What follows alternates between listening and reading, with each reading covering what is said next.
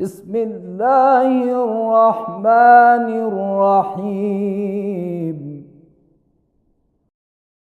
वहुवल्लज़ी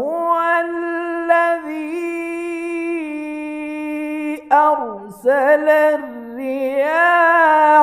बुश्रन ban यदै रहमती व अंज़लना मिनस्समाइ माअन तहूरा।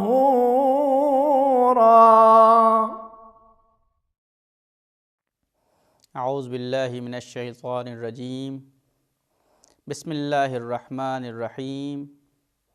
अल्हम्दुलिल्लाहि रब्बिल आलमीन वस्सलातु वस्सलाम अला अशरफिल अंबिया वल मुरसलीन व आलिहि तय्यबीन अत्ताहिरीन। अम्मा बाद। प्यारे दोस्तों और प्रिय दर्शकों, हमारा आपको प्यार भरा सलाम। जैसा कि आप जानते हैं कि हम अपने इस प्रोग्राम में अहकाम से संबंधित विषयों पर बातचीत कर रहे हैं। हमने अपने पिछले प्रोग्राम में नजासा से संबंधित कुछ मसलों को आपके सामने बयान किया। आपको ये बताया कि नजासात कितनी प्रकार की होती हैं और उसके बाद कुछ नजासात के बारे में विस्तृत रूप से बातचीत की। जैसे कि हमने आपको उसी प्रोग्राम में ये बताया कि पेशाब पाखाना या मलमूत्र किसका नजिस होता है, किसका नजिस नहीं होता है और उसके बारे में क्या क्या अहकाम हैं। और उसी प्रोग्राम में हमने बातचीत शुरू की थी मुर्दार के बारे में। हमने आपको उसी प्रोग्राम में ये बताया था कि मुर्दार किसे कहते हैं और मुर्दार से संबंधित मसले क्या हैं। हमारी ये बातचीत वहाँ से आरंभ होकर इस स्थान तक पहुँची थी, इस मकाम तक पहुँची थी कि हम उन चीज़ों के बारे में बातचीत कर रहे थे जो चमड़े से बनी हुई होती हैं। हमने आपको उसी प्रोग्राम में ये बताया था कि अगर कोई चीज़ हलाल गोश्त जानवर से बनी हुई हो, हलाल गोश्त जानवर के चमड़े से बनी हुई, जैसे कि गाय के चमड़े से बनी हुई जैकेट या जूते वगैरह, तो किस अवस्था में कैसे कैसे वो पाक होगी और जायज़ होगी। उसके बाद हम इसी मसले में थोड़ा सा आगे बढ़ते हुए आपको ये बताएंगे कि अगर गोश्त के बारे में क्या मसला है, वो जो गोश्त होता है उसके बारे में क्या मसले हैं। तो तकरीबन ये मसला उसी प्रकार का है जिस प्रकार का मसला चमड़े के बारे में हमने आपको बताया है। यानी क्या? यानी ये कि अगर गोश्त के बारे में दो अवस्थाएं हो सकती हैं।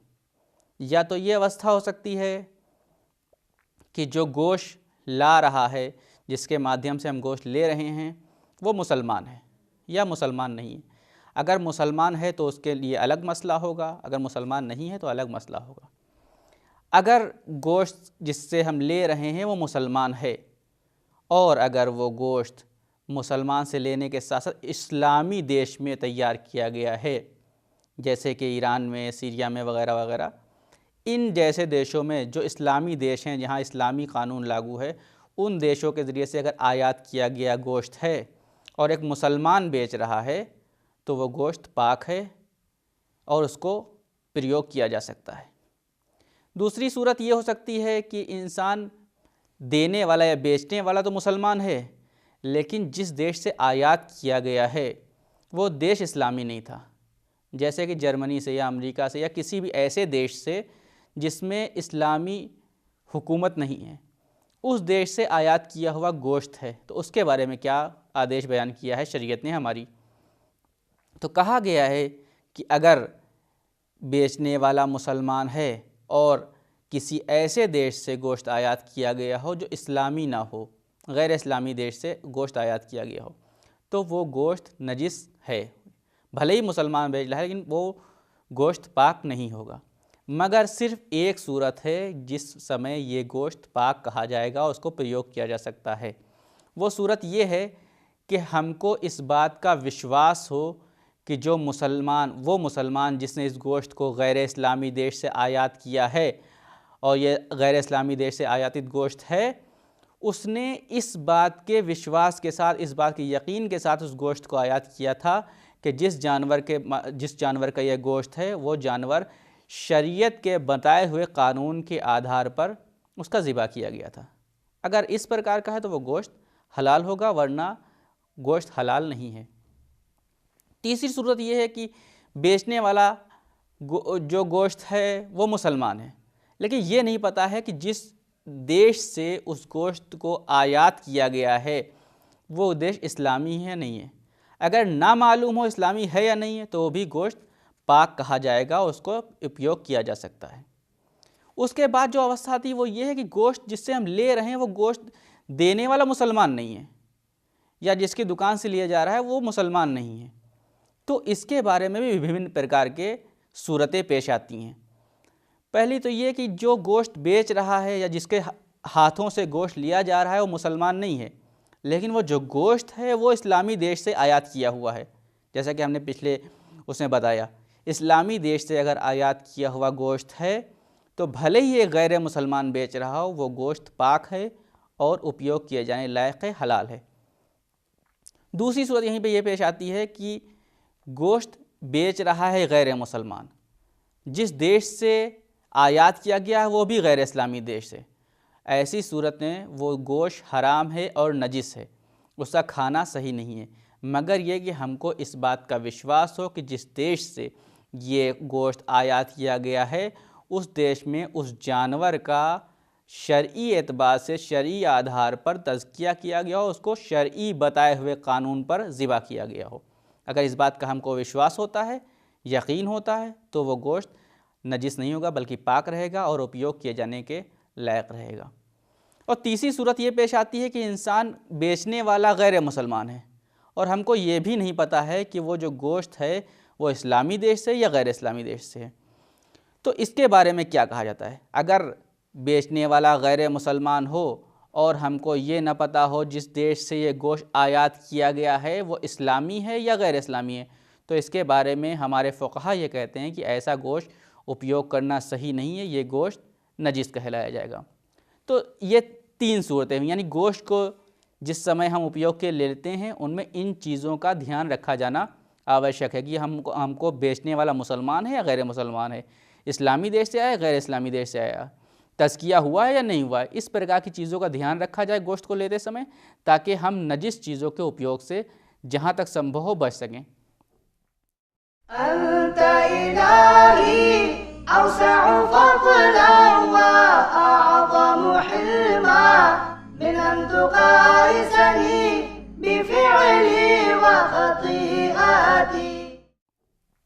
उसके बाद जो चीज़ आती है गोश्त के बाद, वो चीज़ें जो दूध से बनी हुई होती हैं, जैसे दही है, मक्खन है और लस्सी है, या इस प्रकार की चीज़ें और पनीर वगैरह, इस तरह की चीज़ें हैं जो दूध से बनी होती हैं। तो इसके बारे में क्या आदेश है?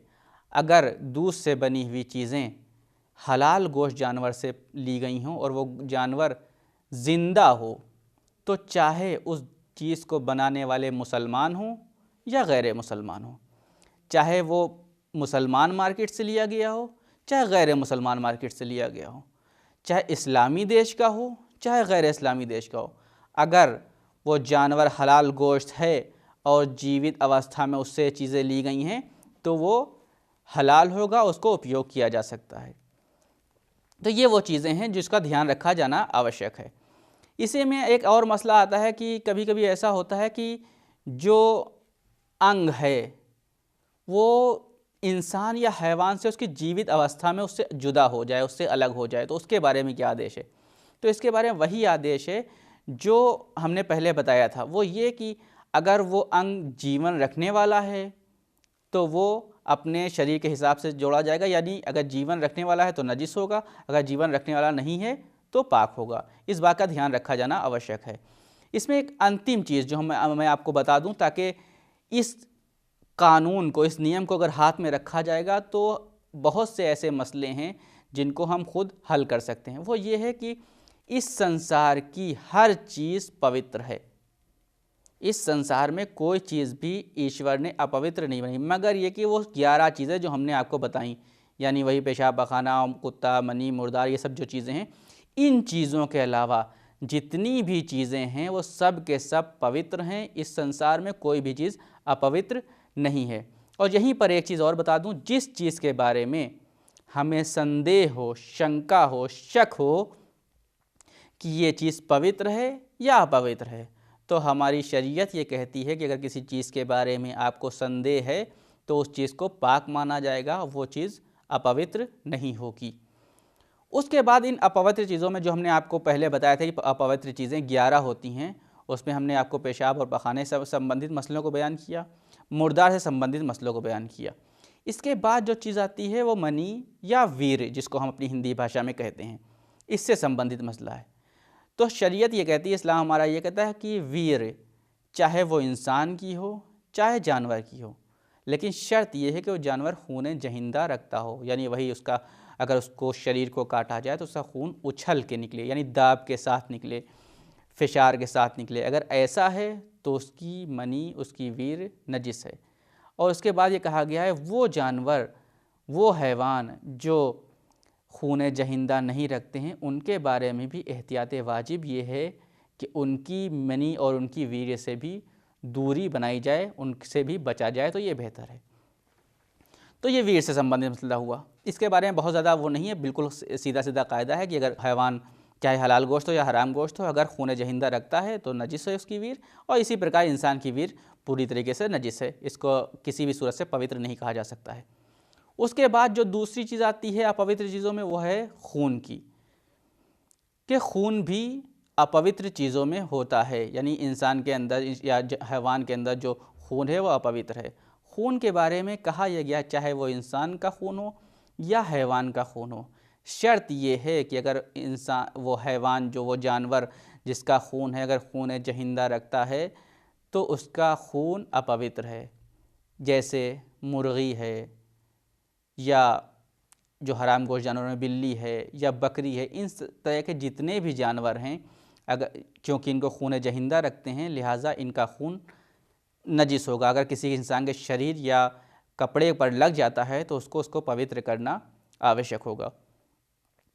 लेकिन वो जानवर जिनके अंदर खून जहिंदा नहीं होता है, यानी इनको अगर काटा जाए तो खून उछल के नहीं निकलता है, जैसे सांप है, सांप के अंदर खून जहिंदा नहीं होता है, या मछली है, मछली के अंदर खून जहिंदा नहीं होता है, तो वो जानवर जिनके अंदर खून जहिंदा नहीं होता है, उनका खून अगर काटने के बाद निकले और कहीं लग जाए या ऐसे ही ना लगे, सिर्फ खून के बारे में अगर बहस हो, तो खून उनका पवित्र है, उसको नजिस नहीं कहा जाएगा।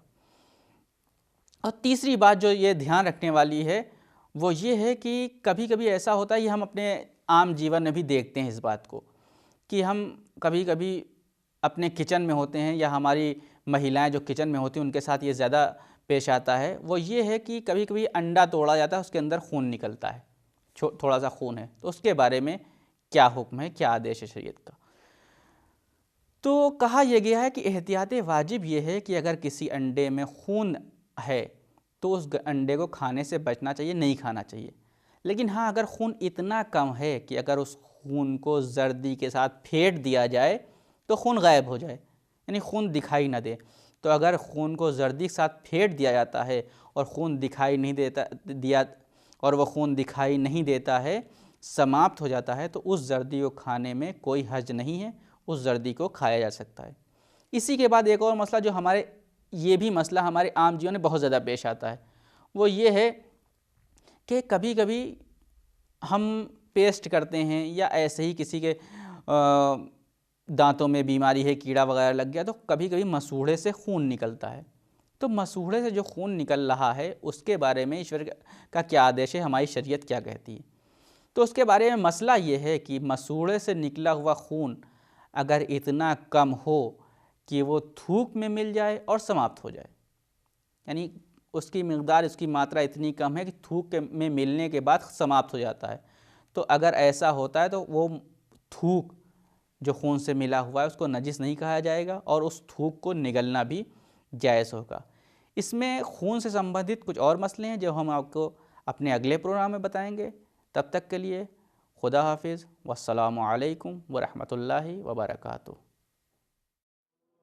اللهم ارزقنا توفيق الطاعة وبعد المعصية وصدق النية وعرفان الحرمة، وأكرمنا بالهدى والاستقامة، وسدد ألسنتنا بالصواب والحكمة برحمتك يا أرحم الراحمين.